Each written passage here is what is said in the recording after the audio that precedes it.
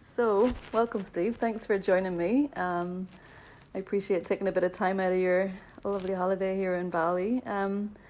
So you've joined some of my workshops, some of my groups, and had some one-to-one sessions. So I really love you to maybe share a little bit about what your background is and what drew you to this particular work. No problem. Thanks for having me. I specifically was coming to Bali to find what I was thinking was going to be loosely a next paradigm type of personal development work. And I didn't know what that was going to look like. Okay. So I have done a lot of different personal development work to work on a childhood and background with trauma, and had started doing work in my 20s. I did psychotherapy directly out of college, and started in a community in Southern California doing psychodrama work, neurolinguistic programming, and I guess what you would describe as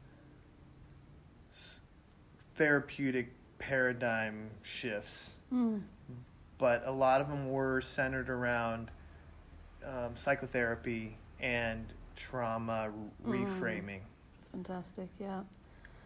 And yeah, I loved how you showed up. Even from the first day, you just dove straight in, and you're totally up for it. So it's been amazing working with you.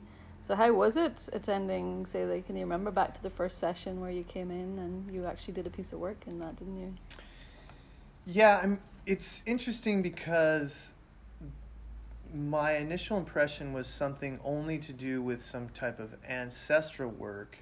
But what I found out quickly is I experience it as investigating the different parts of myself that are oftentimes for me, very, very difficult to have a good look at because they're inside of myself. Sure, so I cannot have any type of perspective or understanding in them because they're inside of me, and it gets very confusing very quickly. Yeah.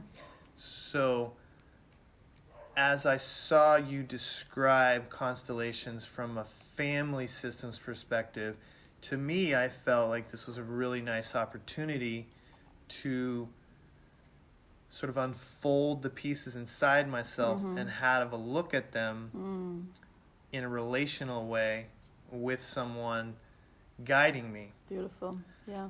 I mean, I have to mention also I felt some safety there knowing that you had a background in psychology. It just, from my personal development, it just made me feel more secure that you understood which pieces of my wounding or background to maybe touch and which pieces maybe to, just didn't need investigation. Yeah. Kind of like a psychological re-examination, if you would. Yeah, and that's what I love about constellations. It can be used for such a wide variety of things, but that's what I love to do because there's so many aspects of us, and sometimes it could be in conflict, and kind of one part wants this, the other part wants this, and then we open it up even further. It could be something ancestral, or we could find a piece we haven't tapped into, some more power, some more potential. So there's many things, but yeah. Well, I mean, I've been in a struggle of that for a long time, to be honest, and it's why I was hoping that coming here I would find something. I find it very effective in looking at that because it's multi-layered, Yeah.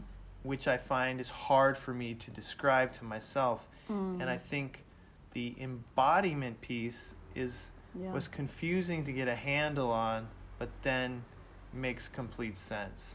So could you say a bit more about what you mean, how you perceive that? Yeah, embodiment to me is that someone is understanding the difference between an experience inside of myself versus external. So the difference between external and internal, which I've heard described as mental versus physical. Right, yeah. But for me, I experience a lot of different parts in my inner world, and it's been difficult to describe them. So when I originally practiced in the constellation, I was practicing embodying in someone else's story. So I had a little more like unencumbered path to learn about sitting in an aspect of a self. Yeah, yeah.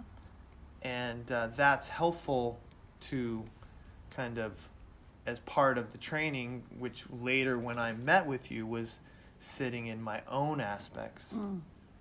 So, because it's a bit esoteric. Yeah, I like where we're in this work, I guess we're dropping out of the level of mind.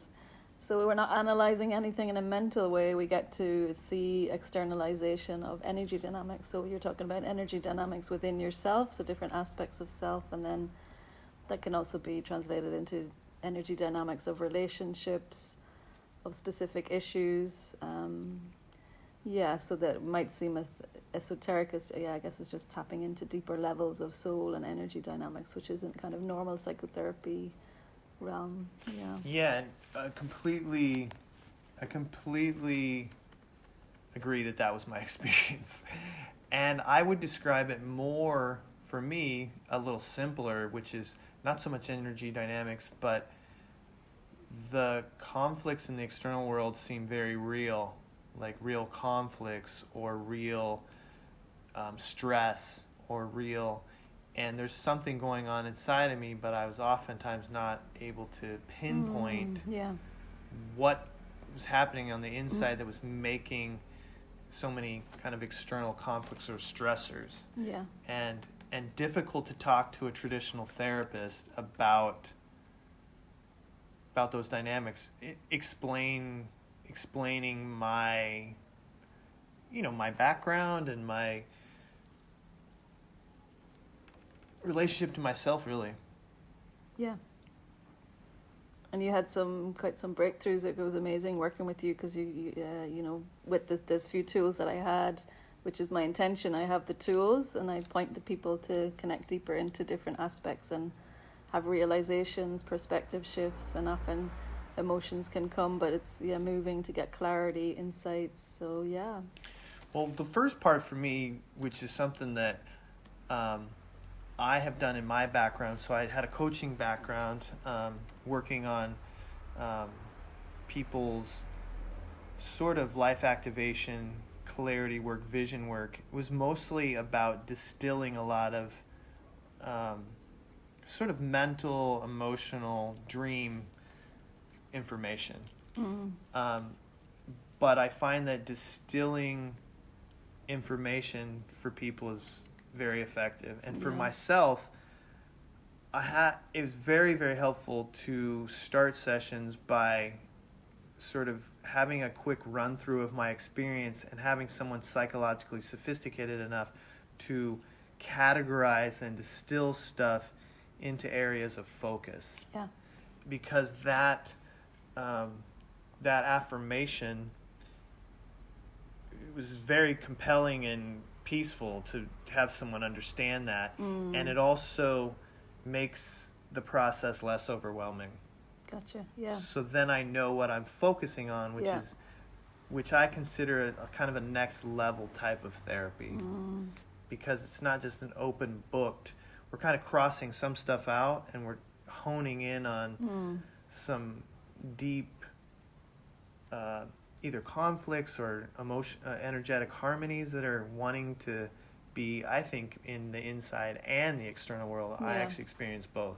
Beautiful. So that you were able to do that psychological piece. Yeah, so like the first part of sessions, I would just kind of get all the different aspects. It might seem unrelated in the beginning, but we just listen to a kaleidoscope of what's going on around certain issues, and then it starts to become clear as we sit together and, as you say, distill it down and find the key the key strong energy words or the key strong points within that, and then that would be the first stage that I would go through, and then we would set something up experientially to actually step in, and that's what we did. Yeah, I experienced that as some type of psychological mapping. It was very helpful for me. For sure. And then is it okay if I talk about embodiment? Sure, yeah.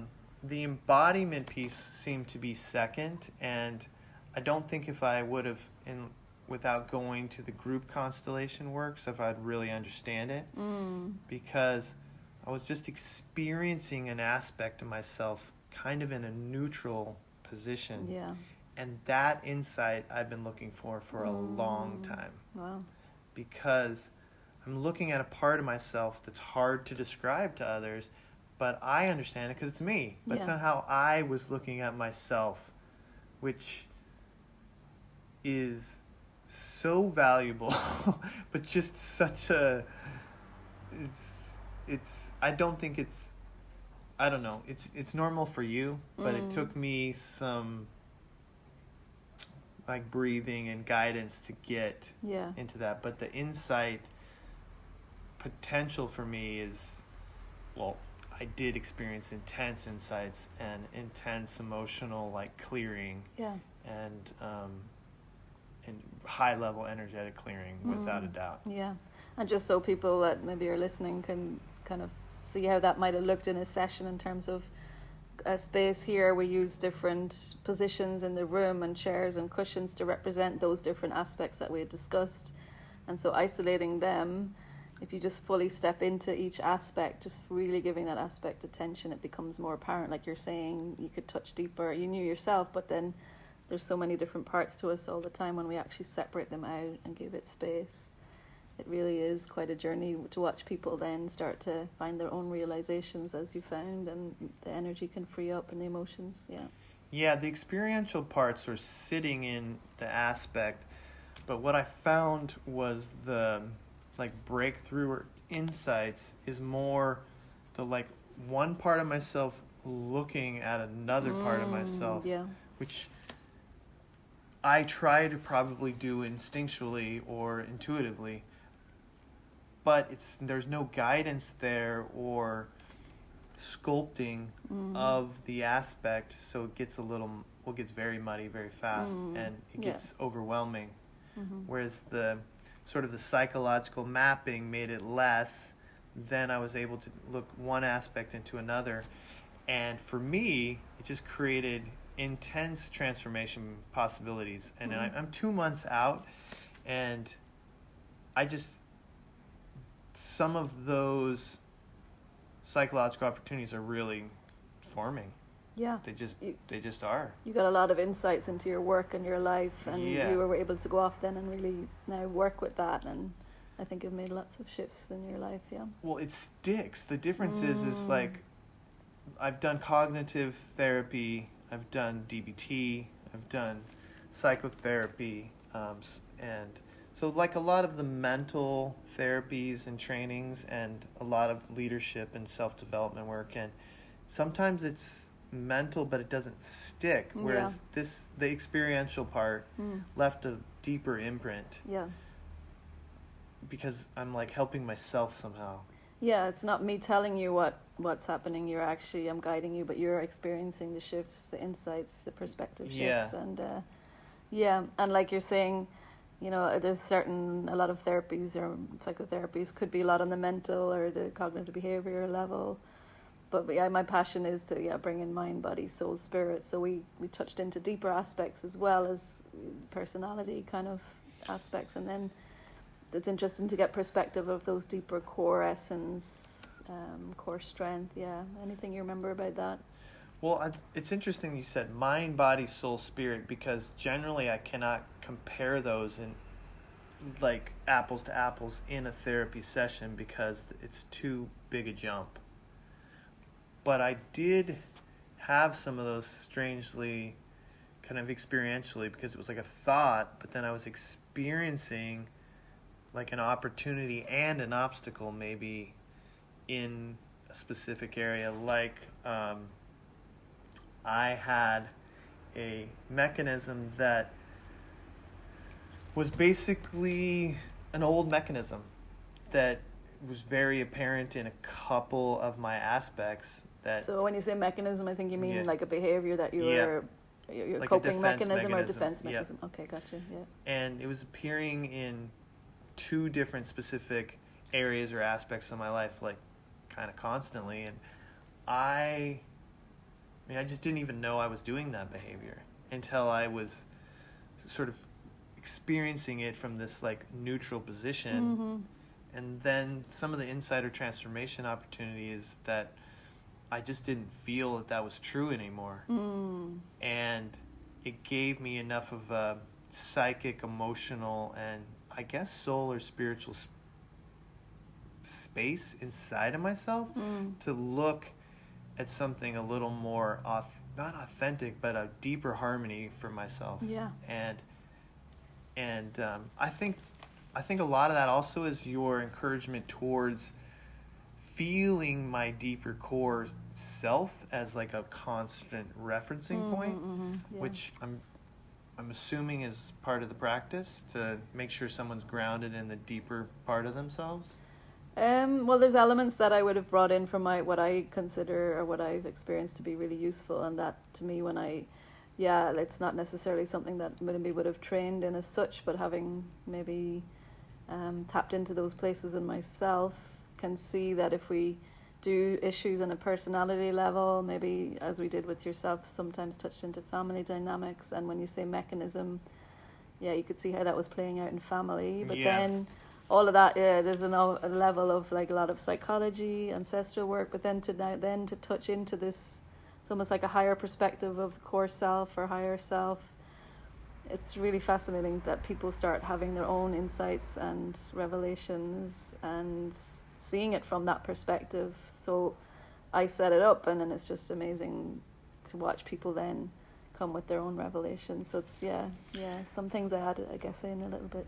Yeah, there's another part that just came up for me, which is the cleanliness of the clean out is very interesting too, because when I saw some truth about an area of myself and could say goodbye to this specific defense mechanism, or it was like energetic and emotional and mental and just really clean, like no doubting, because I'm sitting in myself. It just was very clean and clear, clear out of that Beautiful way to area. describe it, yeah. And the space that made for me, I think more like spiritual or soul probably, gave me a little confidence about transformation and a place to step into. Yeah, it's like when you kind of lasting change when you get to so many different levels. Yeah, I mean, and I don't think it was magic. The next day I was like, wow, I still have to do X, Y, and Z to make the transformation happen. Magic pill, But noticeable, like emotional, I mean, just the clear out was a different experience than I've had before. Like, I don't know, like almost like cleansing, self-cleansing, or like harmonize. I guess that's harmonizing. Yeah, and when it's like when we have those coping mechanisms growing up, they serve us first. That's how we survive, and that we've had to adapt certain ways of behaving. But there gets to a point where we outgrow them, and it's really nice when you see that so clearly that then it's hard to go back then, because we might kind of go back a little bit and then we'll catch ourselves, but then there really is a shift that you can't go back, because it goes to those deeper levels and the root of it. Yeah, for sure. And that's super grateful for that, for sure. Thanks a million for sharing that. Is there anything else you would, in terms of obviously hopefully giving people a flavour what sessions can be like through this conversation? Thanks again for offering to share your experience. Anything else you'd like to maybe share with others thinking of doing similar work? Yeah, I mean, I think you do a good job with different people because of your training. Honestly, you're very comfortable with people from a psychological level, from an emotional level, or this embodiment experience. And my experience is very kind of calm response to that because you're very good at it. And so you do just lead me through it, and anything that was nervous about it, there's a pathway that I was led down. And so that was very reassuring. And for deep work, it was just therapeutic and compelling, just very, very deep and very honestly very emotional, but very therapeutic. And it's having been in other therapies that have been harsh and intense, there was a flow to it that I really appreciate, and it's actually affecting how I think about healing. Because we got some motorbikes with us. Yeah. So we're in Bali, and there's all sorts of night sounds, so yeah. But I just found that was compelling, and it did feel like a guide, and I've heard you refer yourself to as a guide, and I felt that aspect, like I was guided, but I was also like a lot of knowledge base, but there was just some nice potential. So I think people looking into it, it is the experiential, but I think you do the steps for everyone to make them comfortable on the way. I think you were born to do this. Thank you. Yeah, it is really such a joy to watch people go through that journey, and I love seeing what the next step, or allowing them to take the next step. So I appreciate you sharing your experience so that maybe others get a glimpse into potentially what it is to do this type of work. Yeah, anytime. I'm a fan and an advocate. Thank you. Okay.